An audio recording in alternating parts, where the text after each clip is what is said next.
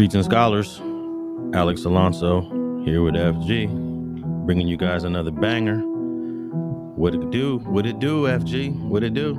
Man, what's going on with you, Alex? How your day Oh, going? everything's cool. Everything's cool. That's what's up. Yeah, let's start off with I think I made a mistake a couple episodes ago when we spoke about Pras from the Fugees. I think after he was found guilty of all that money embezzlement and other nefarious activities he was doing with the millions of dollars, I said he was taken into custody, but he was just seen. He was just seen at a Lauryn Hill concert, at a Roots event on stage, either just a couple days ago. So if he was just found guilty in the feds, FG, how is Praz still able to be free right now? Well, they trusted him with, pre-trial. He probably got assets put up, for his bond.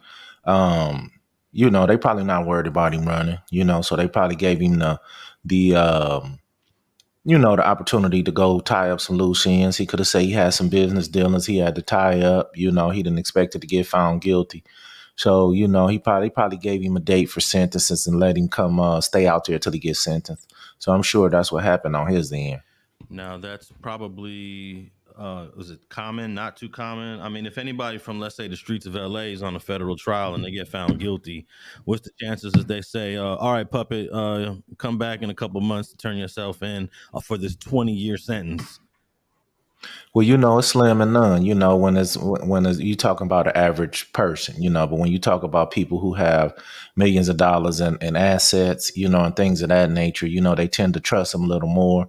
Then not to mention he doesn't have how can I put it? He got a financial crime, so therefore, they probably just not so worried about him as it was if it was a drug crime or, you know, um bodily injury crime, but like I say, when you got the millions of dollars to back them assets, man, they'll let you hang out there for a minute. But, you know, um, when it comes to a regular street dude, we usually don't have those kind of assets to put up to do it like that. And once we get found guilty, they take us into custody. So he getting some special privileges, but like I say, man, he probably got the funds to, prove that he, not gonna run on them. Yeah, I guess he's considered not a flight risk, and he should be turning himself in real soon. I don't have a sentencing date. I want to guess somewhere in August he's supposed to be sentenced. But hey, last episode we spoke about Big Y, man. I gotta say he's a legendary hip hop icon from out of the eye. And it's been a week. I guess it's been about a week, man. Have you spoke to anybody? Spoke to any of the homies? Had any conversations about the recent passing of Big Y? You know what I haven't? I mean, not outside of, everybody, the West Coast, LA, Inglewood, Compton Wise, mourning, over the loss of the homie. He been a staple in the community and, in the Damu car for years. So, he's represented the red team, and did it the right way, so outside of the homies being, mourning the loss, I haven't heard like, no extra details, man, but it definitely was a loss on our end, man, and Big Y definitely was a staple on the West Coast. Yeah, and you said you was just bumping some of the relatives the other day. No, no doubt. You know what I mean? They really had some hits, man. I was even asking my son, had he heard it? He was like, no. But when I got put on the song, oh yeah, I heard that song. So a lot of times people don't know they know the song and don't know the artist, when it comes to these young cats, but anybody, of age that been around, you'd heard of the relatives, man. They was putting it down, so but yeah, man, you hate to see Big Y go, man, but at the same time, we got a lot of homies out there, a lot of family members, that struggle with being a diabetic or, certain illnesses and diseases, man. And we just got to try to, keep our health straight, Alex. I'm really believing, like I say, health is wealth at this moment, and we way past middle age, man. So we got to start taking care of ourselves a little better. Yeah, man. I was just checking out this. I was on Big Y's YouTube channel the other day, and he actually went public with some of his health ailments at about 6 years ago. and I want to play a couple minutes. I want to play this clip of Big Y actually just speaking on what he was going through health wise. So take a listen to this. Growing up, shit, all I want to do is rap. Where I'm from, outside was a whole lot of bullshit. And I dove knee deep straight in it. You know? That's just what it was. Then I tried to figure out a way, all right, let me use this bullshit I'm wrapped up in to try to get done what I need to do. And I spit these motherfucking rhymes. You know, it worked out for the most part. A lot of dreams started coming true. Me and my homeboys doing our thing. You know, shit, that shit was a blessing. A real blessing. I wouldn't trade it for the world. A lot of new things going on, money, having it your way. Then real big success kicked in. Once again,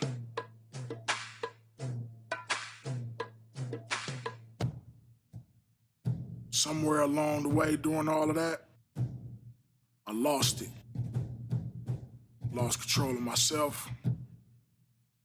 Started letting my health get the worst of me. Now look where I'm at. Having a little money and success made me lazy. It made my health take a turn for the worse. I was diagnosed with diabetes. Finding out I had diabetes was, that shit was some of the worst news, you know. I mean, I watched my family and people live with it for a while, you know what I mean, and, you know how to handle it, you know what I mean, but it was new to me and it worried me, you know what I mean, but not only to deal with that, now I had to stick myself with needles every day and, you know, I mean, it's a struggle, man. I mean, I end up with blood clots. And somehow they travel to my lungs. And that almost cost me my life. Pulmonary embolism is basically a blood clot that can start off in your I think this is a real interesting clip because it really kind of highlights not just Big Y, but a whole lot of us be ignoring our health, FG, and we just be eating anything. We don't really be paying attention to what our body needs. Sometimes we ignore the signs when our body is telling us something. We kind of ignore it, especially as men. Right, right. Have you ever been through any sort of crisis like that, health wise, with yourself? You know what, Alex? I haven't. You know what I mean? I've been having a bullet in my lung, though, since 1993. I've always worried about it, always worried that if, it ever moved, things of that nature. But I never had no real health issues, fortunately. I've been pretty good health. But, I also, when I started getting up into my 30s, I did start checking my health better. I started getting my blood work done, start, looking at my cholesterol, my glucose levels, my sugars, my getting all the necessary procedures done in order to see if I was on the path to, and I've been fortunate, but I have had family members, friends, just lost a cousin recently, diabetic complications, and a lot of homies don't want to take the medication, Alex, because it messes with your erectile situation, you know what I mean? So they don't want to take the medicine, you know what I mean? And I get it, but at the same time, sometimes you got to make a decision, man. If I'm gonna stay alive, or if I'm gonna get my health better to where I can get off the medication, or just be in a situation where it don't work, So I do know that that's why some people don't take the medication, because it's messing with your body, So, but losing weight, eating healthier. Sometimes it's just really in the family genes, but sometimes it's on you to get your body right, like you say, eat right and do shit like that, you know. But no, Alex, I've never had any health scares, you know. Fortunately for me, man, I've been lucky and blessed. Yeah, man. I would say for me, just going through some back pain for the last decade and not taking the medication because I'm scared of the medicine. I'd rather deal with the pain that Yeah, right. Then the effects of yeah. yeah, So I haven't taken any of the medication that they prescribed to me. All they did was prescribe some painkillers. That's it. So it right. ain't mandatory. It ain't something that's helping me. I don't think it would help me, but man, when you talk about diabetes, sickle cell, and some of these other things, man, Hmm. then you know it gets to some serious stuff, man. And bro is only 49 years old, man. I want to tap in with with someone that knew him real well. I know you knew him. You knew him, and I didn't know him as well as you knew him. I just knew him Hmm. from passing here and there. I tried to get him to come on the channel a couple times, and he's actually kind of like not really interested. It's crazy. He had this incredible music career, but really wasn't interested in doing interviews that much. If you go look for his interviews, it's very few interviews that Y Right. has ever gave. No doubt, you know what I mean? But like I say, you know, I did know him personally, man. You know, and like I say, every time I pulled up on him and every time we bumped into each other, it was all love, all good, you know. But like you say, yeah, you know, some people, Alec, they do you know, they even boisterous because, you know, he was a boisterous homie, but at the same time, when it came to the interview, some homies you know, and just people, period, you know, don't do them as often, you know. But I know he would have been a great interviewer, man, and because of the knowledge he had just coming up in the business, not only coming up in the business, but coming up in the Crenshaw Mafias, you know. And so at the same time, man, you know, he could have gave so much knowledge from his perspective, you know, the business and the streets, you know, somebody who did it real on both ends, you know. So he would have been a great interview. Yeah, let me give a call to let me see if Ant Dogg will answer. This is a guy from out of Inglewood, and I'm gonna let him speak a little bit on Big Y. Hello? Ant, Yes, sir. you live right now, man. We were just talking about Big Y and the impact he's had on hip hop, and also we kind of talking a little bit about how health is wealth. And I know you knew him better than FG and myself. We're sitting here on Streets and Scholars, and we just wanted to get a couple of words, man, on Big Y. You know, I usually don't do little podcasts or shows or stuff like this, but out of respect for you, I felt that I needed to come on here for one, because when you guys posted the other day that he had passed, and I knew it wasn't so because I was at the hospital with him looking right at him. And I called you and asked you, could you take that down? Immediately you did. And I appreciate you for that, and I respect you for that. So I felt it was only right that I do come on here, you know, get the record right and straight. That Big Y was still with us at the time. He is gone now, though, and health was the issue. And I think it's important that us as brothers out here, we need to understand that it ain't just the streets that's killing us, man. It's our health. And that's something a lot of us has overlooked. And I think we need to get back on our health tip, man, because not only did I just lose Big Y, I just lost my father to the same exact thing as Big Y. So I think it's important, man, that we don't just discuss shit in the streets. We need to discuss health so we can live, man, because we dying at an alarming rate, man. You know, and I think health is very important. So that's another reason I agree to speak with you today, because I think that's an important issue for all of us, because that could have been me or you. Yeah, no doubt, man. FG and myself were just talking about the importance of health. Can you tell the listeners, a little bit about who you are and how you got to know Big Y, real quick? Well, I'm Ant Dogg from the city of Inglewood, and Big Y is my relative. Booger is my brother. That's my family, man. You know, that's my family. Big Y was more than just a rapper to me, or he was more than just a dude out of Inglewood. He was my people, and he was good people. And he was doing positive stuff in and for the community that a lot of people probably was never aware of. Of course, a lot of us are aware of him on Banging on Wax, or being a part of the group, him and my brother, the Relatives, and the Damu Riders, and so on. But he also created the group Cali Swag District, along with the homie Wacko.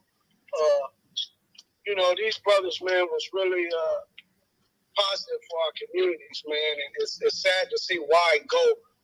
Thank God nobody took his life, but it's still sad to see him go because the brother was so positive in so many other different areas that I wish he had just taken a little bit more better care of his health.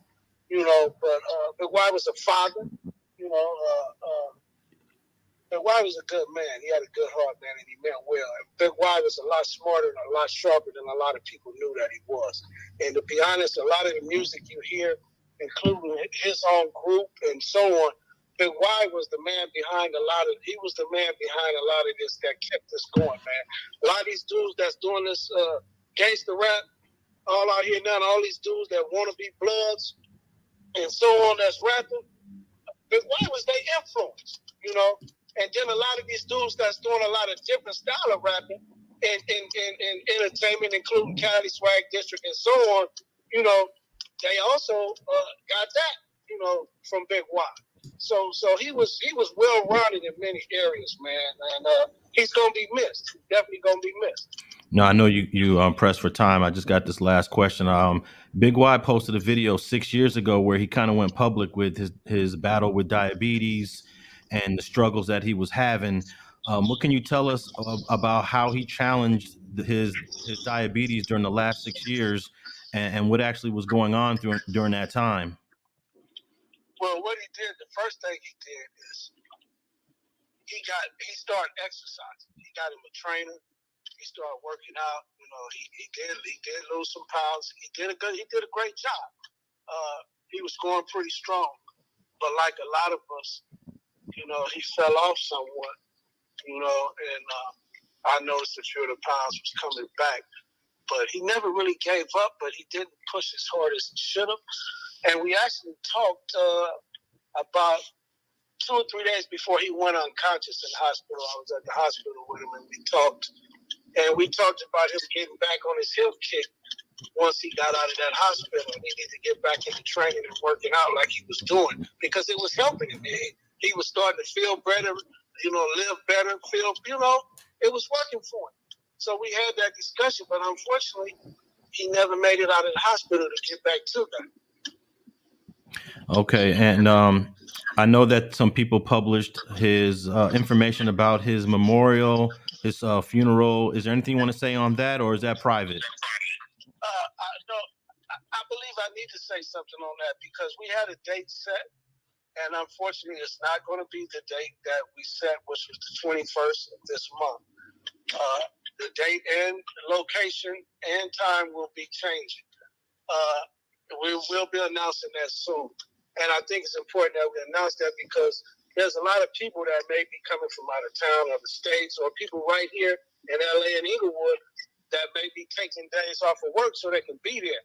And we don't want people taking off and the funeral's not even going to be that day. So I think it's important that we get the message out that the funeral is on hold until we get this new location and time and date.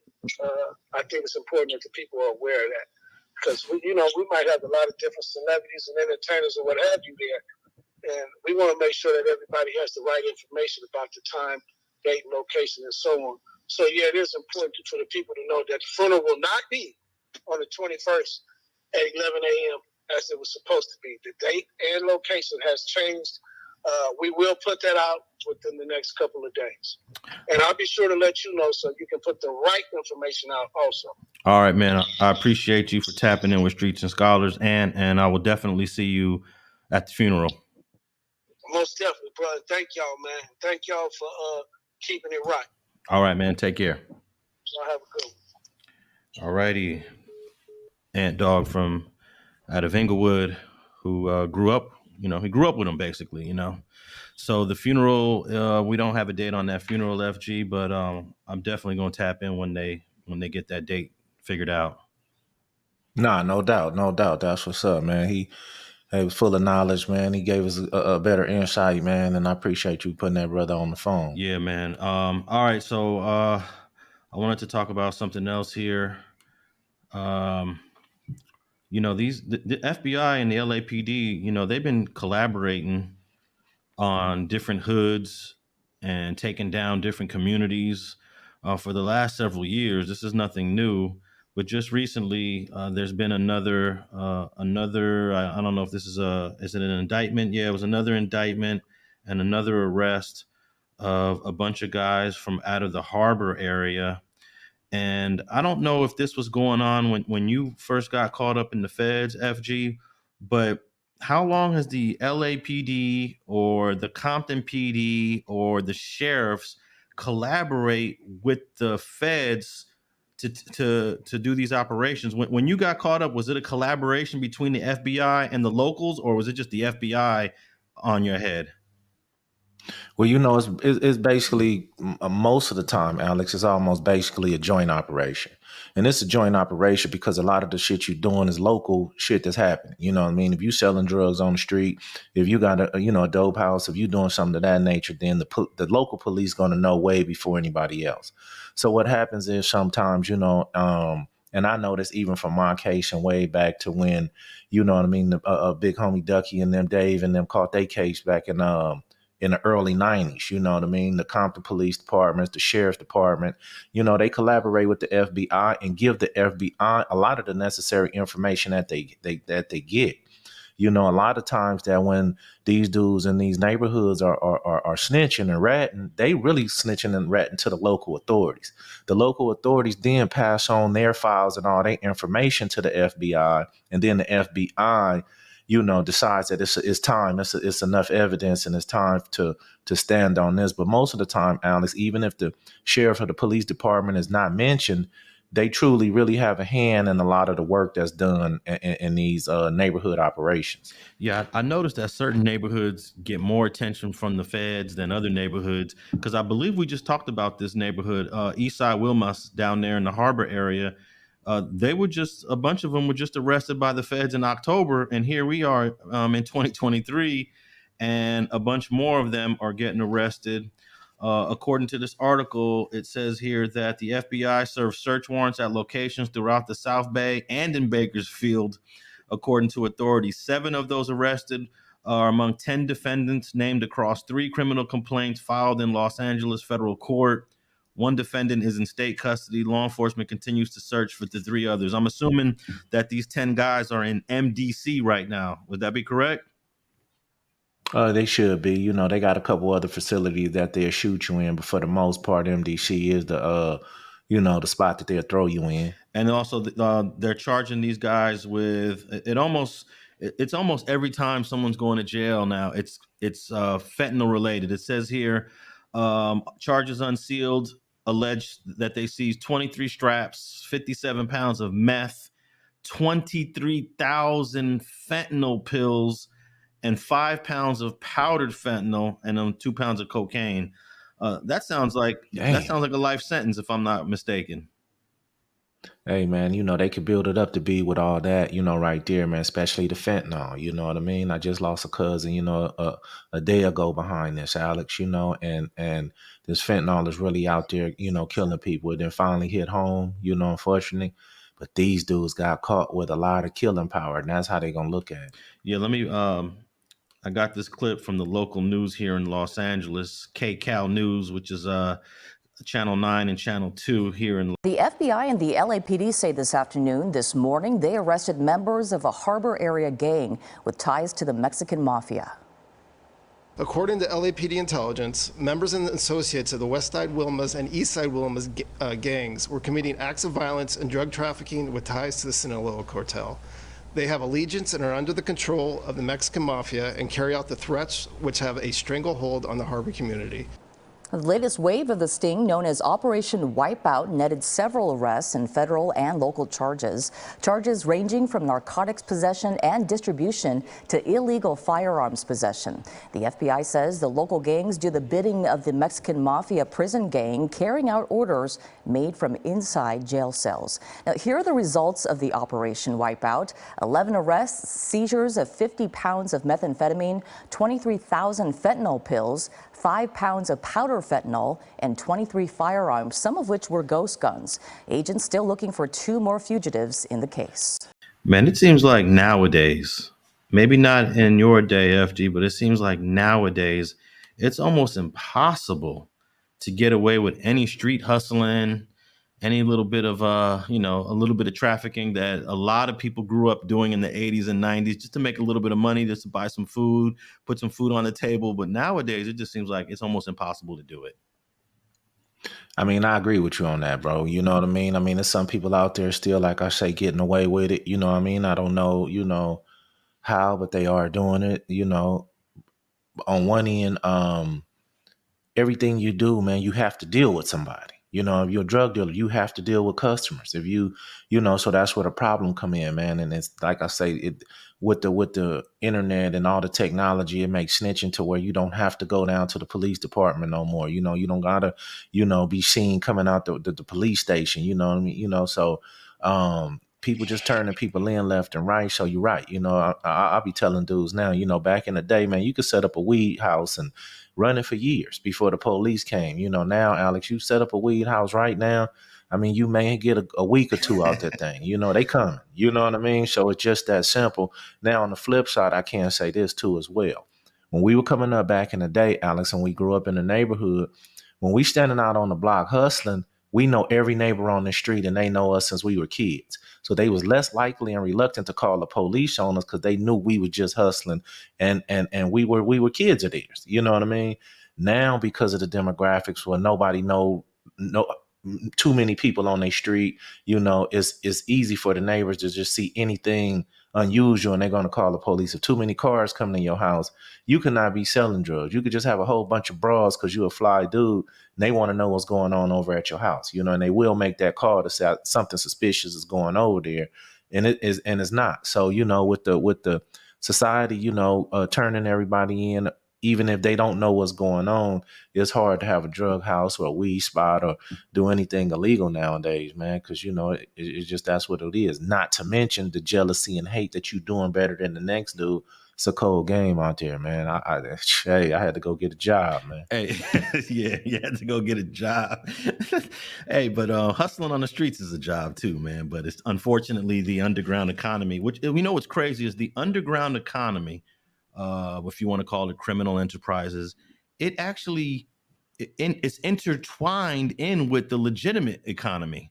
Why? How do you think yachts get sold and Rolex watches get sold and exotic cars get sold? A lot of that stuff is being purchased from money that's generated on the underground economy. So as much as law enforcement wants to press the issue on people involved in this criminal activity, it contributes to our economy in the United States in such a significant way. Nobody wants to have that conversation. No doubt. And that's a real conversation to have, Alex. I remember when I was at Latuna, and they took me out to prison and took me to UTEP, to the college, to speak to a criminal justice class. You know what I mean? I also used to, go to high schools and things of that nature and speak to kids like that. But they took me to a criminal justice class one day, and they act like they was trying to figure out why I did what I did, But I had to bust them out right there in handcuffs and all. I said, check this out, Now, UTEP is in El Paso. You could see the border from across the street. You know what I mean? So I say, listen, y'all sitting up in here in some of these classes, when y'all had these parties at y'all house and your uncle comes slide you that envelope to help you pay tuition or help you pay for some books, do y'all really know where that money coming from? Hell no, you don't. Man, I was on their ass so cold, man. I actually had some students shaking their head. Y'all getting drug money. You don't know what your uncle do. You know what I mean? You don't know what your grandpa do. They could have been in the drug trade many years. Now, you're not doing anything illegal, but you are receiving some of those funds. And like I say, man, this drug money, homie, fuels America. If on the back end, if you ask me, that's why, not to get off topic, but that's why I don't think the dollar going nowhere no time soon. Shit, that drug money bring in billions and the politicians know it. Just, nobody talks about it. Yeah, even during Prohibition time in the 1920s when alcohol was illegal, and you had big families like the Kennedys. The Kennedys was bootlegging. Basically, that's No doubt. trafficking. Yeah, no doubt. And the Yeah. Kennedys are rich today because of some of the illegal activity they was doing in the back in the day. New York City, all of New York City's skyscrapers, all of those buildings was built through illegal activities from the not the Mexican mafia, the Italian mafia. The Italian mafia owned the concrete unions. They owned the glass unions. So how do you think you're going to build a building and when they own the steel, the glass, and the concrete unions? You're going through criminal enterprises. So when you look at that New York City skyline, think of that was all built through criminal enterprise. And even the city of Miami, all of that downtown Miami was built through cocaine money. So, we can't ignore that the underground economy is contributing to things that the legitimate economy is taking advantage of every single day. No doubt. It's just the fact that when they hit the street level, and they get to the street criminals, that's where the time get kicked in. You know what I mean? They catching these boatloads of cocaine and heroin and all kind of fentanyl and all kind of other drugs coming over, and those guys getting the same 20 years as the dude who's selling a couple, $100 worth on the street. You know what I mean? So of course it's all a game, you know what I mean? As well as the prison system, But right now with this fentanyl, if you go back to, heroin didn't have bodies, cocaine, people did cocaine forever and didn't die. Now with this fentanyl, losing bodies left and right just off a mere small portion of it. And that's where I think they ramping it up and going after these drug dealers that's dealing with the fentanyl and trying to bust their head open, because this really is a problem that people just dropping off dying, just by taking a little bit of it. So yeah, man. So it's unfortunate that a lot of the black and brown that is involved in the underground economy, they get the most sentences. That's not to say a bunch of Italians and a bunch of other white gangsters didn't get maxed out either, but when it just comes to the average brother on the street corner that's just at the low level, he's getting like the same sentence that a white person on the high level is getting. So it's just imbalanced when it comes to prosecuting black and brown that are involved in this criminal underworld that this country heavily relies on. So no doubt. All right. Hey man, YNW Melly is in trial right now, and they actually put the death penalty back on the table, man. Man, yeah, I heard about that. And I have a clip here of his mom. Let me see if I can play this clip of his mom. And it's just a bizarre case going on in Florida. And we're going to talk about the Travis Rudolph trial in a minute, because that was a case that had I would say a very positive result, but I'm not so sure if YNW Melly is going to have the same result. And I say positive result if you believed in his innocence as we did, but the prosecution definitely thought that was a negative result. But let me play this clip of YNW Melly's mom and hear what she had to say the other day. Broward Sheriff's Office definitely needs to be investigated. I mean, they are making up their own rules. We've tried to go to court about this situation. The judge really doesn't have any jurisdiction when it comes to the jail, because we actually had a hearing about the mistreatment of him, and the jail they make their own rules. And I don't think that's fair, because I know that they need to answer to someone too. My son has not been convicted of anything. And even other inmates that have been convicted or anything, they have the right to use a telephone. They have a right to be allowed to write letters to their loved ones, to receive their mail. They hold his mail. They don't give it to him. It's just the things that they're doing. It's not right. I'm going to call the county commissioner and anyone and write a letter to whoever I need to, I'm gonna speak with my attorney as well to see who all we need to get involved in this so that he can at least get his phone privileges back. I mean, it's Christmas and Christmas Day is my birthday as well. I just want to hear my son's voice. All right. That's like the bare minimum. I just want to hear his voice. I just want to hear that he's okay. That's her complaining about the treatment that YNW Melly is getting in court. And I mean, there's nothing new. I'm sure that there's been many times that other people have been sitting in their cells and they're not able to make the phone calls they want. They're not getting their mail on time. I'm sure you've experienced this firsthand. No doubt. It happens, you know what I mean? But for a mother to go on there, and I mean, I hear what she's saying. I hear her cries, but at the same time, this what comes with it. This what people want, that criminal life. Then this what comes with it, bro. I don't. He's not crying about it, but she is. You know what I mean, ma'am? With all due respect, you got to go sit down and let the process play out. They don't play fair. You know what I mean? But at the same time, you on trial for a double murder. You know what I mean? You got the death sentence hanging over your head, which they just went and re-voted on the death penalty sentence over there. It used to be you needed 12 people to vote to determine if you're going to get the death penalty. Now they changed it to all you need is 8, Alex, 8 out of the 12, man. And so, you're looking at the death penalty now, so you not getting some letters, and I do know that the letters and calls and stuff, kind of help keep you going. But in this case, man, you're fighting for your life. They're going to play those games with you. They're going to make sure that, they try to mess with your head. They're going to try to see if they can break you. You know what I mean? And so they may be doing the same lane to Portland, and one of them may break, Alex, but in this situation, man, they probably going to see who, like I say, if they can break them, if not, they going to keep on messing with them and keep on doing the shit they doing. And, but I think they starting trial, ain't they? Yeah, I think they're actually in the middle of it. They starting trial down there.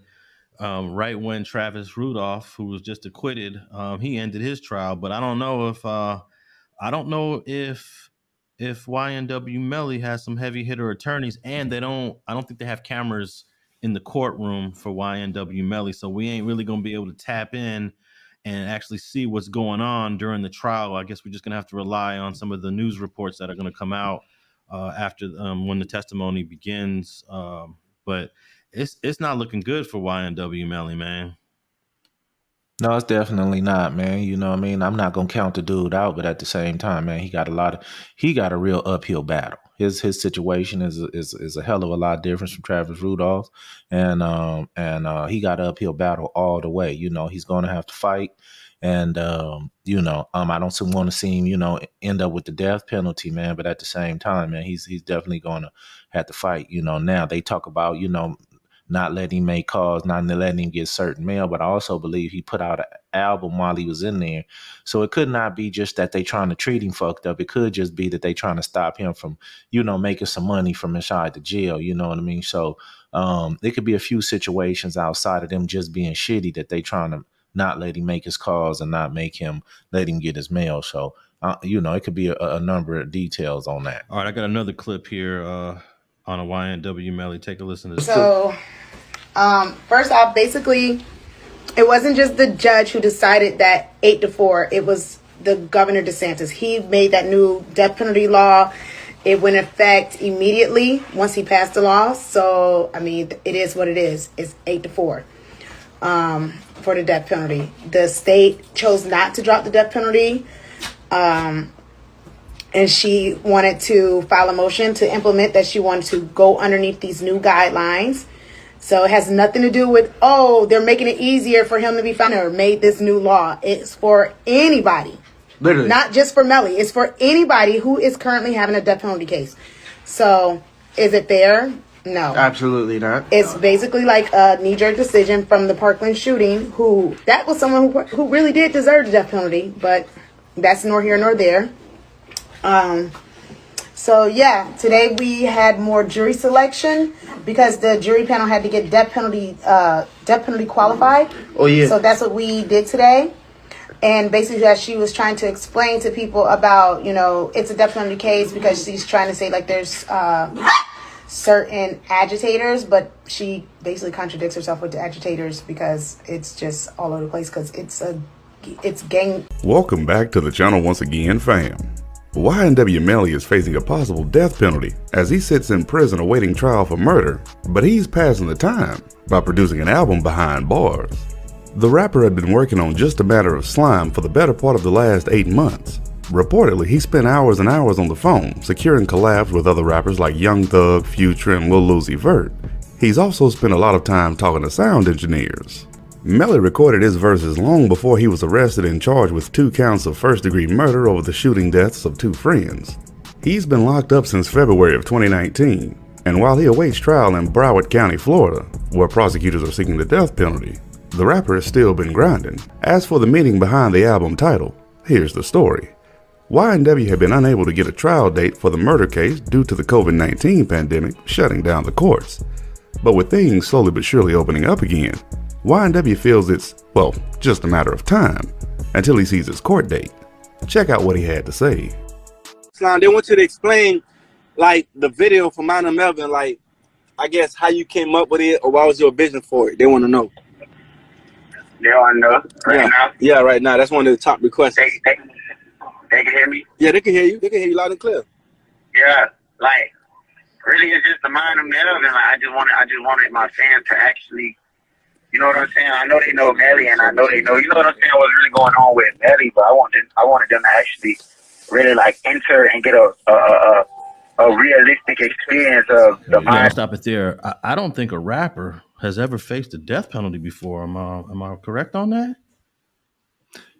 Shit, not that I can recall. I'm sure one may have, and it could have been dropped, later on before trial began or something like that. But this prosecutor just filed paperwork to make sure that it falls under the new guidelines. So she's definitely pushing forward. I understand her circumstances. For people that's not familiar with this case, allegedly, he killed a couple of his friends and then shot the car up and made it seem like it was a drive-by shooting. Then drove him to the hospital. So forensics came back. They determined that they didn't feel that was an adequate story, and they took him and his partner Bortland down. And they fighting a murder case from two friends, that they allegedly killed. So I can understand why the state, would try to make this a death penalty case. So I'm just hoping, like I said, at the end of the day, man, hope he didn't do it, and he can get out and, continue his career. I don't know his music, all of that nature, but I do know a lot of the youngsters bump his shit, though. Yeah. I was completely unaware of who this guy was until this case came up. In fact, I talked about this before. I actually met bro and didn't know who he was when I was at an event here in LA, and he was just there doing his thing. And I'm gonna show a quick clip of what this clip is crazy to me because I didn't know I had it, and someone brought it to my attention that remembered me being there. But I got YNW Melly, and then the guy that he's accused of, one of the guys he's accused of killing on that day. Mm-hmm. Let me play this clip real quick. And it's a YNW Sack Chaser is one of the guys that he's being accused of killing. And this is just when he was in LA. I think I shot this little clip in 2018. And in the middle there is YNW Melly, and all the way to the left of the screen with the black leather coat on is YNW Sack Chaser, and that's one of the guys he's accused of killing. And I'm not going to play this whole clip. I'll put a link to this in the show notes for all the podcast listeners. And if you want to check this out, it's on my Street TV platform. But I couldn't believe I was just, I pull out my camera and I'm always shooting. I saw these dudes doing their thing, and that's YNW Melly back in 2018 here in LA hanging out. And it's just crazy that this guy here in the black leather coat right to his side is one of the guys he's accused of killing. So I posted that for people to check it out. It still blows my mind that this guy is accused of killing two of his rap mates, basically, right? Yeah, no doubt. You know what I mean? I don't know what the situation was. I don't know what the beef was, if it was one, but he's definitely accused of knocking him off. And like I say, shooting up the car and then driving them to the, when she said agitators, and that could be one of them, that you took the time to, after you shot them, drove them to the hospital to make it seem like it was another situation, allegedly.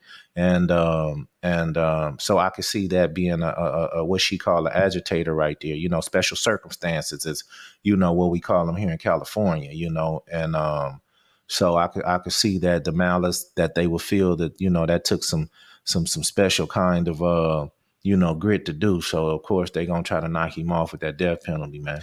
Yeah, and I want to let all the podcast listeners know, whether you're listening on Apple, Google, iHeart, or Spotify. I think Spotify, we have our largest audience.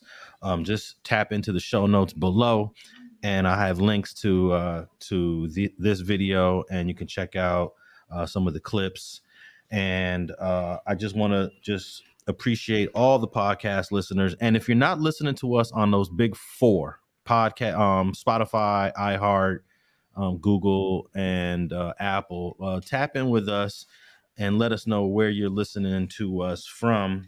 And we're just gonna move on to we're gonna talk about the Travis Rudolph acquittal, FG. But before we talk about that acquittal, which we both nailed it in the last episode. But before we talk about that acquittal, I want to talk about this topic of fake paperwork. This fake paperwork topic is becoming a phenomenon, and it's like a way to try to smut someone really quickly. And the reason why it's coming up again is because just recently, a dude from the north, a Norteño guy named Gunnerz Collective, who's known on YouTube, he presented some paperwork. He didn't create the paperwork. He got duped. He got duped into believing the paperwork, which accused American Cholo of being a child molester, of messing with a 15-year-old. And it turns out it was all a lie. And what happened was someone took the paperwork of a real guy that had the same last name as American Cholo and then changed it and put his first name on it. And presented it as his paperwork. And my question to UFG is, have you ever even, I'm talking about in the days when you was going through the system, have you ever heard of this idea of fake paperwork to smut somebody? You know what, I've heard of it. I heard people trying to type up paperwork, people trying to pass off fake paperwork, people trying to, get over on people who don't know. One thing you have to realize and understand, Alex, is everybody don't know how to read paperwork. Some people can't decipher fake paperwork from real paperwork. You know what I mean? When I was going through my situation, and my paperwork was presented online, people was talking about this was made up, 82 pages of it. You know what I mean? I could see 1 or 2 pages of it, somebody making something up, but my situation 82, who the hell got the time and date, to do that? But on the flip side, yeah, people try to pass off some fake paperwork. But at the end of the day, if you don't know how to read the FBI numbers that, that's on the paperwork, there's a certain way they write up the paperwork. Now, state and federal paperwork is different. The problem is that it's been fake paperwork passed off. Some people that lost their life has been stabbed up and then had their ass beat over fake paperwork, but for the people who do this shit, the people who try to, put this shit out there, you know what I mean? That's a fucked up situation just based on, you can get somebody hurt, with some fake shit, or just putting a jacket on somebody, period, especially when it comes to certain activities. You know what I mean? When you put a rat or a child molester jacket on somebody, bro, and it's not true, bad news travel fast. You know what I mean? So you putting people in a position where they can be hurt, and things of that nature. And, like I say, before you pass some paperwork on, go. You got so many avenues, Alex, you know what I mean? Pacer and, so many other avenues, government avenues. Man, check that shit out, man. Stop just passing fake bullshit around. It can get somebody knocked off. Yeah, and if anyone is being accused of molesting, that's an easy thing to check, because you can go to Megan's Law website. It's a little different from, like, in your paperwork, FG. Someone was accused of ratting as a CI. Now that's a little bit more trickier to verify, right? You just can't verify a CI. But if someone is accused of molesting, that could easily be verified on the website meganslaw.ca.gov. It is a very simple process. If you thought American Cholo was a Chomo, then all you got to do is put his name in the Megan's Law website and see if his photo and name is in there. As simple as that. It's simple as that, but at the same time, you got to look at it like this too. I do believe that sometimes we get misinformation. You know what I mean? You know, and we've done it here on the show before where we've been online, seen information that we deemed or figured it has some truth to it and it didn't. You know, I mean, and these come from reliable sources. I think we got something one time from the Washington Post. No, it was the LA Times, you know, and it was false information. So, you know, we will believe that something we got out the LA Times, you know, would be, you know, pretty much true. So we spoke on it. And it wasn't. So I get that sometimes but when you talking about setting somebody out there, you know, when you talking about, you know, putting somebody, you know, a career in jeopardy, when you talking about putting somebody's life in jeopardy, you know, by putting some paperwork out there, I just really believe that, you know, it should be a source of discipline to come when it deemed not to be true. You know what I mean? Because this shit is getting out of hand. You know, these dudes is on, you know, and I'm not pointing no finger at one dude. I'm talking about everybody on the net, man. You know, yeah, we can have false information on some, you know, some information that don't harm nobody. But when you talking about some shit that'll harm somebody, homie, and calling somebody a child molester, definitely can motherfucking get somebody hurt or make me, you know, I see Gil all the time on this show. You know what I mean? I know who American Cholo is. I spoke to him and you know, and me and Gil done chopped it up.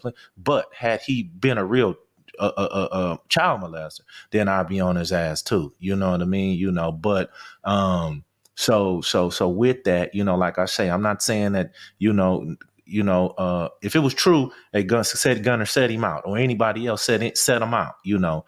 But at the same time, man, in this situation with this paperwork, we got to check this shit thoroughly before you accuse somebody of some certain shit. Now Gunner did go do a vid. He deleted the video and he did apologize. But when you watch the original video, it seemed like he was just celebrating. He was just so happy that he had this smut on American Cholo. And my question is, do you think an apology for putting that type of jacket on somebody is enough? Because I believe sometimes apologies just ain't enough.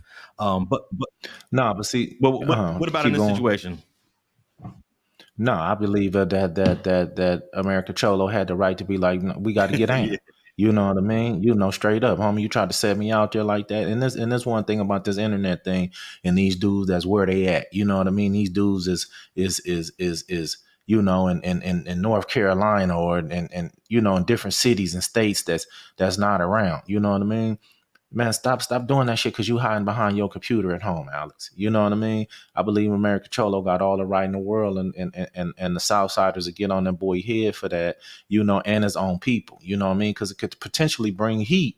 You know, unfortunately, they up in the North. You know what I mean? So they could never meet or bump heads or nothing like that. But you know, us that's here in the city, Alex, that's out in the streets, I got to be mindful of what I say. You know, especially accusing somebody of something that they didn't do, because I'm out. You know, I'm in the streets. You know what I mean? You know, I bump into people all the time, you know. So you got to be mindful with this shit, man. But I if I was Gil, you know what I mean? Like I said, I'd be like, man, run that, you know, and let it be, you know. But Gil got all the right in the world to feel how he feel. Now there's a guy named Jose Tejada that was born in 1943 that is accused of lewd and lascivious acts 1992 that was in this paperwork that was floating around, and it's real paperwork, but it wasn't Gil. They just took Jorge's name off the paperwork and put Gil's name on the paperwork. Same last name, different first name, and it was as simple as that. And I think that the social media and the apps make this easy. Look, you know, I'm gonna tell you something that I did. I took this fake paperwork and I put it through a program to find out how it was manipulated. And one of the creators of whoever doctored it, the creator was Instagram. So that means someone used Instagram's editing tool to change out names. And I think that, let's say 20 years ago, if you wanted to make fake paperwork, you needed to have like the best software. You had to have Photoshop on your computer.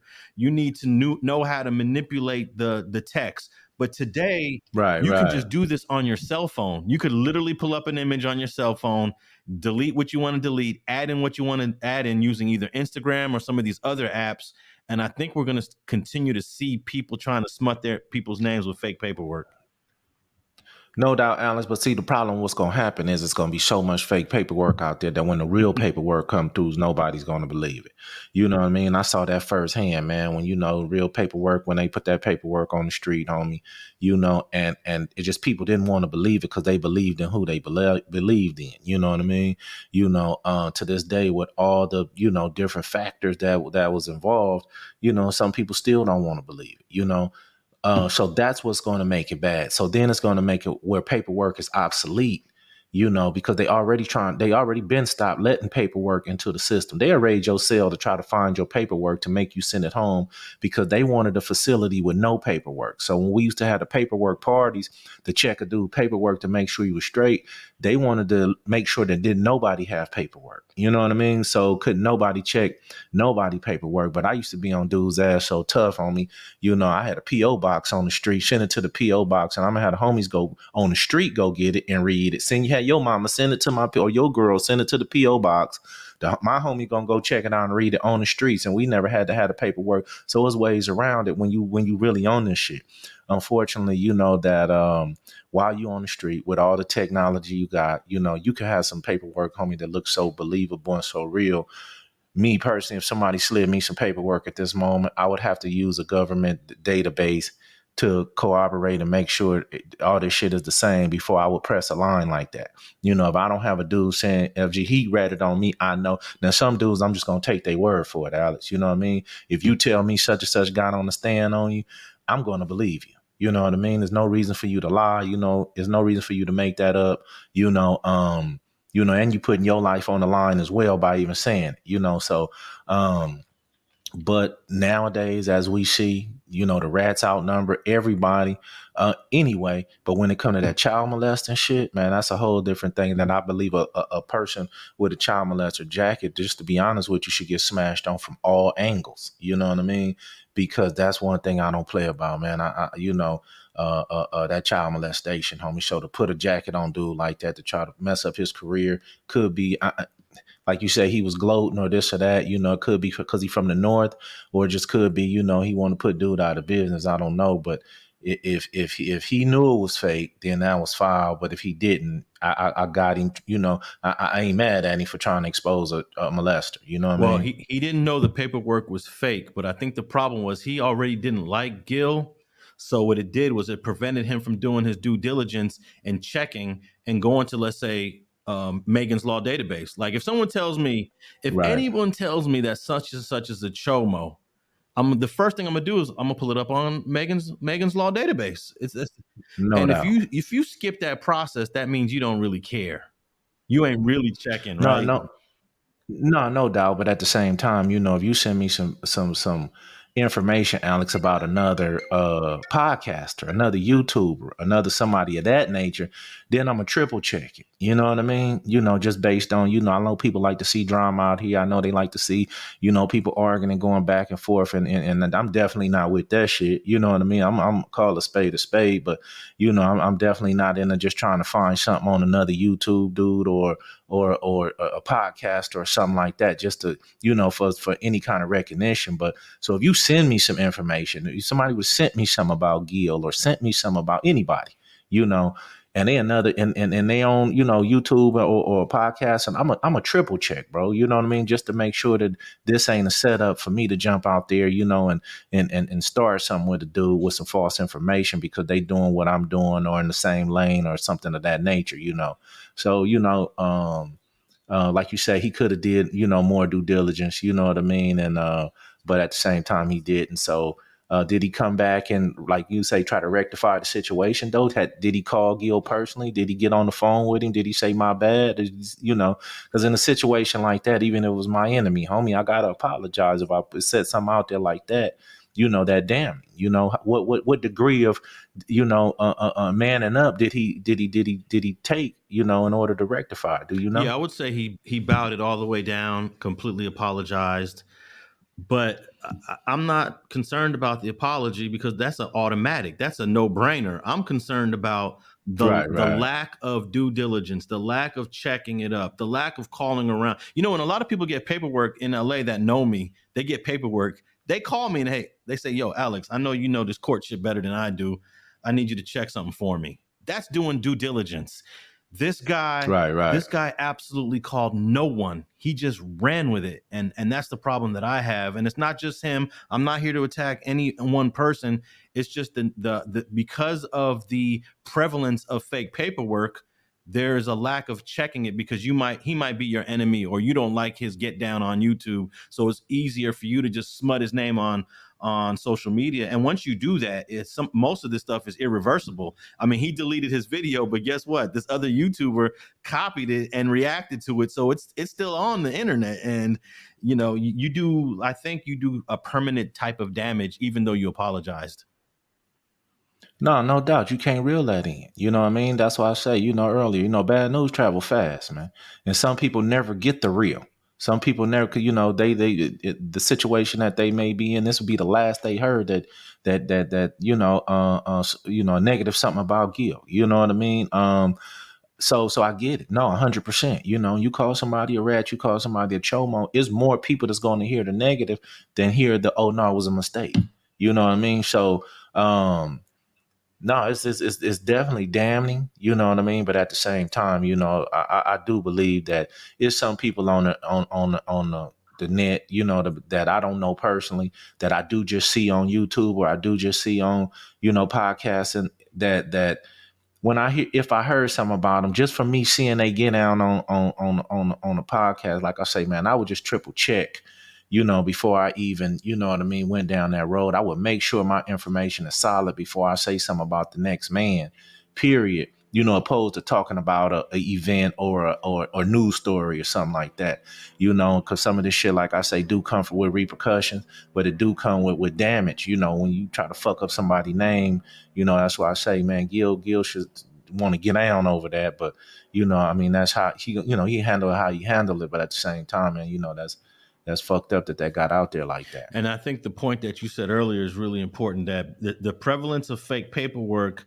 makes it very difficult for someone to present real paperwork.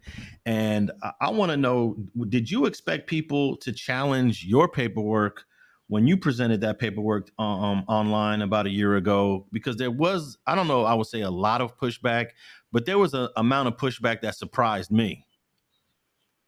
No, it shocked me. You know what I mean? It shocked me, just to be honest with you. I didn't realize, because somebody may be somebody, an internet sensation, or, a deemed as credible, you know what I mean? That, when I hear some, when I said something that, people was skeptical, you know what I mean? I know people didn't know who I was, or things of that nature, but if they would have just did their homework, you know what I mean, and saw who I was, you would have known that I wasn't no motherfucking joke myself. I just wasn't on the internet, you know what I mean? Like I say, I didn't never believe in a million years that I would have had that much pushback, but at the same time, that's even what made me stand on it even harder, you know what I mean? Just based on, y'all don't know y'all fucking with. I'm FG, you know what I mean? So, but I'm not gonna ever smut no dude up, and don't have the facts. I'm not here to, I got a lot of, oh man, he just jealous, or he just want a podcast. No, I didn't want shit. I wanted somebody to keep my name out their mouth. You know what I mean? And when you spoke on me, just like in the streets, homie, I'm gonna speak back. We getting a little older in life, so of course, I don't handle the missions like I do. Handle the situation the same. But at the same time, homie, I had a lot of pushback. A lot of people just didn't want to believe it, and but at the same time, I ain't gonna never push nothing on nobody, no enemy, no friend, no homie, no nobody, if it negatively and it don't be accurate, Well, I think that now in 2023, I believe that your story has prevailed. There might be a few people in the corners somewhere that still challenge it, but overall, I think your story did prevail. How do you feel in 2023 about it? Well, what I actually felt, Alex, you know what I mean, that I realized there was more rats out there than we think. You know what I mean? There was a lot of other rats that was mad at me for exposing them. You know what I mean? Instead of somebody sitting, I took a close look at the people who sit there and say, that I was lying, opposed to the people that just, you know what I mean, really, really don't want, rats to be exposed. You know what I mean? So, of course, if you a Chomo, you don't want no other Chomos to be exposed either. You know what I mean? So I took a fine look at the people who was questioning what I was doing or why I was doing it and things of that nature, because at the same time, where we come from, and a lot of you dudes that talking about y'all street dudes, y'all should have been standing right behind me 1,000,000%, saying, this dude came out just strong, just saying, making some saying some hell of a truths, you know what I mean? Ain't backing down off nothing. He got to be real with it, you know what I mean? But at the same time, like I say, you got a lot of people that, don't want to, they done told too, you know what I mean? So when you get to talk about these real dudes and these paperworks and this, it's like the rats is kind of excelling based on anytime some paperwork come out now, oh, it's fake. That's fake. That's fake. And I guess that's the excuse they're going to use to get by. Oh man, that's fake, But why would somebody put out some fake paperwork? I don't know. I don't. Why would somebody waste their time? You got to be a cold dude to make up some fake paperwork on the dude. If he's solid, he's solid. If you don't like it, just say you don't like him. You know what I mean? Just say, I don't know, dude, or I just don't like the dude. You know what I mean? And keep it 100. Say what it is, and you will get more respect. Doing that. Gunner may take a hit on his situation, not by default. Like I say, not to say he was just trying so hard to, like you say, put no fake paperwork out there, but his credibility could take the next time he say somebody a rat, people gonna double check, want him to double check. You know what I mean? So like I say, you got to be kind of mindful when you put a dude out there, be ready to have all the facts lined up.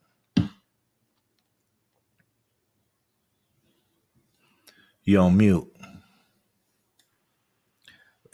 And reach out to people like myself, because I do my due diligence. I will literally go downtown to the courthouse. I will literally go into the archives if need be. I will go into the basement and sit there and wait for an hour for them to go in the back, wherever they go, and pull up a file. It's worth doing that before you run to the internet wanting to smut somebody. I wanted to show this this little image that was sent to me. This case right here that I have, it belongs to a guy named Jose Tejada. But as you can see here, FG, they put Guillermo Tejada. That's Gil's name, and everything else here is true, right? And then right at the bottom, they added this fake paragraph about North Hollywood boys, his Varrio. And so this part is fake, but all these numbers, these Cal apps, these case citations, all of that is real. And they just put Gil's name in there and took out, I believe, Jose's name. So I guess it comes with a little bit of legitimacy. But if you look real close, if you pull this up into a document, you can tell that it was doctored. And here's another thing they did. They changed the year on it. This the procedural history part of this is supposed to be 1992. They changed it to 1996. So they changed a few things to make it seem like, okay, this is really American Cholo's paperwork. But I'm here to tell you that all of this is fake. And also, Gil would be in the Megan's Law database if this was true. So unfortunately, this is what we're dealing with. And the last thing I want to say is, in your case, FG, there were FBI surveillance photos that identified who the confidential informant witness was. You're in those same photos, and everyone should know that that you know who's in those photos with you, and you know when those photos were taken, and you know who was in those photos with you when they was taken. No doubt. Like I say, man, I would have had to be a cold dude just to make up some shit like that and then try to justify it, even with the photos and this, things of that nature, man. Not to mention, man, I'm from East Side Compton, homie, and you can't get away with that. Linwood, Compton, Watts, man, you can't just do that shit on the East Side, man, and just expect you to just no pushback, from the homies. You know what I mean? So, when they see that I was still walking around the hood and still doing what I'm doing, man, and homies wasn't coming in saying shit, then how's y'all gonna come in and say some shit? You know what I mean? But like you say, but once it's a celebrity, or once it's somebody that people like, or once it's, a movie star. When people hear negative stuff about them, Alex, they do be reluctant to, believe them. You know what I mean? People, you had the R. Kelly situations, people didn't believe that. You know what I mean? He was convicted of it, and got a significant amount of time behind it, but when you initially hear stuff, you don't want to believe it. I get that part, but when the facts come out, man, you got to believe it, man. It should be real. No doubt. And unfortunately, the people are going to have to believe also that it looks like Tory Lanez is going to prison. There is at this point, there is no hope for him to escape going to prison. His attempt to try to remove the judge off the case was failed. And I wrote this article, and we talked about this a couple of weeks ago, FG, that once the prosecutors filed their motion for extra time, I did some math on it, and I wrote an article thinking that, damn, they're going to go for 19 years. But we just learned, FG, that the prosecutor wants 13 years for what Tory did, man. What's your whole take on that 13-year sentence that they're asking for the judge to give him? Oh, hey, man, 13 better than 20. You know what I mean? I thought they was going to ask for a dub, so if they asked for the 13, I believe they may went with a number that maybe if they went with the 20, the judge be like, okay, they just trying to go for the max.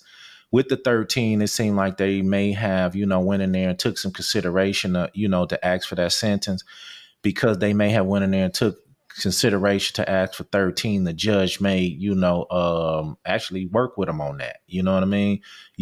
And sometimes, like you say, you shoot for the moon, you get a star.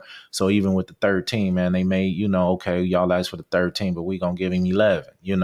That's a lot of time, Alex. You know what I mean? So we definitely gonna see how that pans out, man. And but 13, man, yeah, I understand where the prosecutors are coming from, but just as a human being, man, 13, that's a lot of time. That's a lot of time. I think 13 is a little too much, but I understand. Tory did some things to piss off the prosecution. Tory did some things to piss off the judge that most defendants would not do. And I think that's playing into it. I think if he would have stayed quiet, stayed off the internet, tried to fight his case, he could have ended up with maybe a 6, 7, 8 year sentence somewhere in there. I know they're saying 9 years is the minimum, but keep in mind the judge has the discretion of running sentences concurrently or consecutively. That's the judge's choice. So even though 9 has been set as the minimum, another minimum could have been 6, between 6, 7, 8. So I think if he would have acted differently, he could have probably got a sentence less than 9, maybe around 6 or 7 years. So I think that his antics are playing a role in the sentence that the prosecution's asking in that 13 years. No doubt. Speaking of antics, that when it comes to these court procedures, man, I'm gonna do I got a video I need to upload it about some antics that went on in a 1997 gun case that I had in Torrance, California.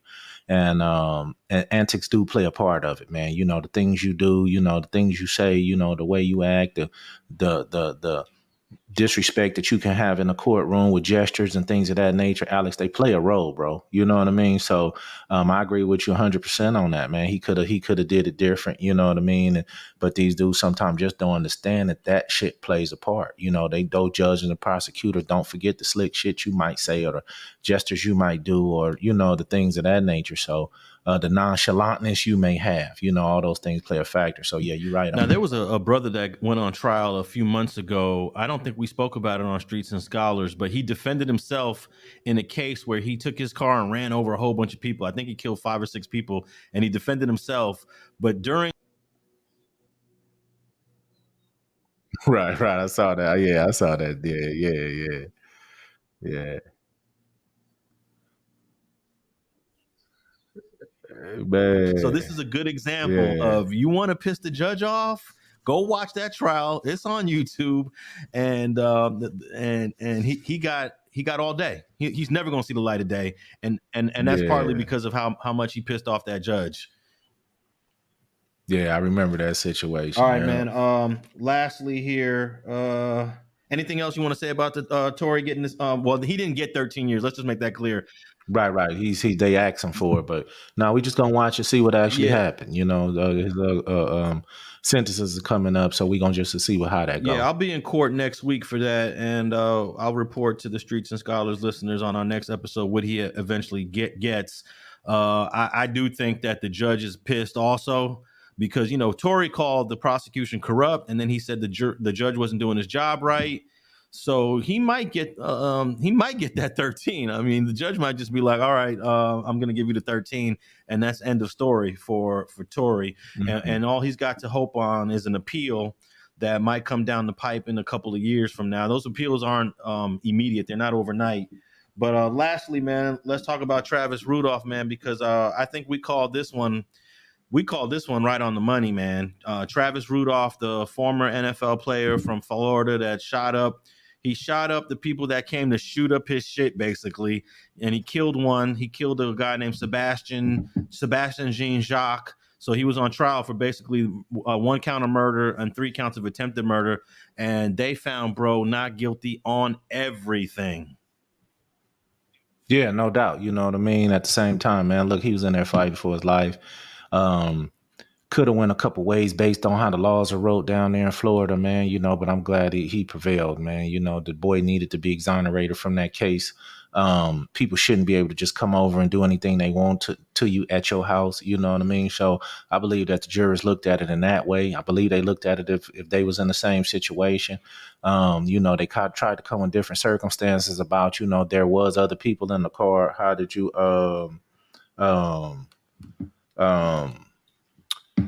shoot everybody, so at the end of the day, I believe that justice prevailed. At the end of the motherfucking day, justice prevailed, man. Yeah, 100%. Well, the main issue or the question in the trial was the first one was, did the guys that came to his house point guns at him? And then the second issue was, once they retreated, once those 4 guys were driving away, was Travis shooting at the car now not self-defense anymore? So that was kind of like, I was thinking that if you got some hardcore juries on the stand, they might say, yeah, Travis, you continued to shoot while they were retreating. But that was the only 2 issues that he had to worry about. Yeah, but those could have been the 2 issues that got him a life sentence or got him convicted, at least. I ain't gonna say a life sentence, but got him convicted.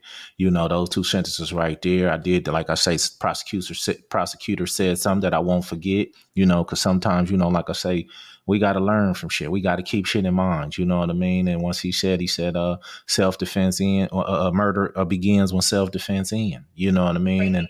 And so I thought with that line right there, Alex, they was going to eat that up and, maybe go the other way on him, but they stuck to their guns, man, and let cut the boy loose. Yeah, man, they did stick to the guns. And even, I'm going to say this, even if they weren't pointing guns at him at that moment, because I think the law requires that the threat has to be that clear. But it was clear enough that 4 dudes came to his porch, knocked on his door. They did have guns. Whether or not they pointed them or not, I personally think is irrelevant. I know the law needs those guys to be pointing the gun for Travis's shooting to be legally self-defense. But I just think once those 4 brothers came onto his property, knocked on his door, and were there under false pretenses because he never assaulted that girl, I think everything was allowable at that point. No, I totally agree, but sometimes justice don't work like that, in the eyes of these jurors and prosecutors. As you see, the prosecutor was aiming for his head, bro. You know what I mean? And I'm sure you got to, I don't know if the public got a chance to see when they had the female detective on the stand. She didn't do anything, Alex, to investigate, the other people. She arrested Travis and shit. It in the story. She didn't go do her homework really on what happened. She felt they had an airtight case and just what she had, but she didn't even go really do all the homework to what the other people did to warrant this. Her ideology just was, this dude is wrong. He going to prison. So Yeah, man, it was crazy. Now the question is, a lot of people asking me, do I believe that Dominique Jones, the woman that put this whole thing in motion, can she be charged now? She definitely did some things that you can say were illegal and criminal, but I think that after they charge whoever they wanted to charge, which was Travis Rudolph, and they were unsuccessful, I think it's the end of the case. I don't think they're going to go backpedal and now try to find somebody else guilty. No doubt. But at the end of the day, man, she was a real piece of shit for what she did. You know, the way she handled it, how she even tried to, you know, the nonchalant, like I say, her in court being nonchalant with the defense attorneys and things of that nature, man. You know, and we were just talking about that shit play a role. Her getting up there saying some of this shit and acting the way she act on the stand, man. You know, probably even help sway some jurors like, man, this girl is a piece of shit and this dude shouldn't be in this situation. You know, so that's what we mean by, one's how a person act in court, you know, because when they had her up on the stand, she was very, matter of factly, you know, and didn't seem like she had no remorse for her cousin or Travis, you know, so yeah, those things play a role. I believe as a family member, I probably would have kicked her ass, you know what I mean? You know, as an auntie or, you know what I mean? Somebody should have, you know, put some hands on her or something. You got somebody killed, you almost got another dude, you know, a long, lengthy prison sentence, you know, and it seemed like you ain't even tripping, you know, so. All right, let me play this clip of Travis coming out of court after he was found not Breaking guilty tonight, on all acquitted charges. on all counts. That is how the trial ended for former FSU and NFL football player Travis Rudolph. WPTV's Chris Gilmore reaching out to both sides of the courtroom for a reaction. A lot of emotion spilling over today at the Palm Beach County Courthouse. The state saying they don't agree with the jury's verdict. The defense team and Rudolph's family saying they couldn't be happier. Hey, I just want to say one thing to our listeners, that guy doing the news story is black, but he is in his news voice. Hey, a lot of these brothers, man, they don't talk the way they really talk when they do this. These news guys, man, it always just it just trips me out. Yeah, they put on this whole new voice, but this is Chris Gilmore reporting for WPTV in Miami. Here we go. The jury's verdict. The defense team and Rudolph's family saying they couldn't be happier. There were no shortage of tears, prayers, and hugs today in the Palm Beach County Courthouse. Your life is in 12 jurors' hands. That's a scary feeling. So definitely was nervous, and we definitely pray a lot. We have unwavering faith. So Travis Rudolph cleared on the first-degree murder and 3 first-degree attempted murder charges against him. The case stems back to a deadly shooting in April 2021 after an argument with Rudolph's alleged girlfriend. Rudolph's older sister, Tierney Coleman, says the key evidence in this case was her family's testimony, also applauding the defense attorneys. I think that Mark did a really, really good job exposing the truth and allowing the jury and the world to see what really happened. Rudolph says more than anything, he looks forward to his life getting back to normal. And I finally got my freedom back. I can get back to my life, man. Thank you, God. Thank you for just making this day happen. And I love you. Yes, sir. We wanted to reach out to both sides and heard back from the state attorney's office, their spokesperson, saying this, and I quote, "Although we may disagree with the jury's verdict, it's their job to determine from the facts whether a defendant is guilty or not guilty. We respect the jury's decision.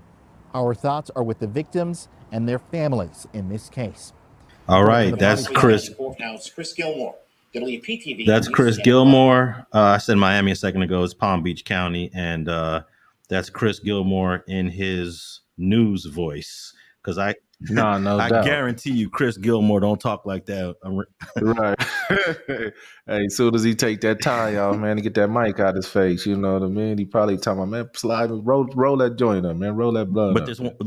But at the same time, Alex, you know, like I say, he was acquitted, man. You know, unfortunately, dude did lose his life, you know, over some foolishness. Once again, over some foolishness behind a female. And one thing I hate to see is, you know, I know men go at it sometime, but at the same time, when it's behind a female, when it's behind a broad, I be highly disappointed in men itself. You know, when I even see homies arguing over a female or backbiting another man, you know, to get at a female, that shit disgusts me, man, you know. But the dude definitely still got to watch his back, though, Alex. I don't know if he planned on staying in the same neighborhood or living in the same area, but just to be honest with you, you did kill a person. You did kill somebody's family member, you know. Not saying you didn't have the right to do so. I'm saying that somebody still lost a loved one. Somebody still might want to answer for that. You know what I mean? So, you know, bro, go and move up out of town to live your life comfortably, you know, and watch your back, man, you know, because unfortunately, man, sometimes, you know, shit we do, you know, whether it's a year from now, 5 years from now, somebody might want to answer, you know. So just be careful out there, young Just brother. keep that AR-15 real close, man. But Man. I want to make a correction in the letter that Chris Gilmore, the news guy, was reading from the prosecution. He called Sebastian Jean-Jacques a victim. And check this out: when you're acquitted on self-defense, the guy you killed is not a victim anymore. Oh, damn, I didn't know that. Legally, he's not a victim anymore, because that a victim suggests that there's a crime committed. But if it's self-defense, there is no crime. Therefore, he's not a victim. So I just wanted to point that out. My last question before we wrap this up, FG, is that we heard testimony from Travis that he said that he wants to get back into football. He actually did have a contract to play in Canada 2 years ago when this all happened. Him not being on the gridiron for the last 2 years, do you think, I mean, as talented as he was at FSU, do you think he can get back into the game, get that contract with Canada, and possibly make it on an NFL squad again? He's only 20, and also he's 27 years old, so he's still young. Okay, well, I was going to ask you that. You know, he's 27, Alex, but actually 27 in football years is you know, above mid-age in football, you know. But he could be talented enough to do it. I mean, I've seen people do it, especially you go into the Canadian League, you know. So it's possible. You know, they may have a pay number over there for him. He may be able to go work out. You know, it may give him motivation to work out harder and be better. You know, sometimes people go through things in their life to make them a better person all the way around. This could be one of them for Travis.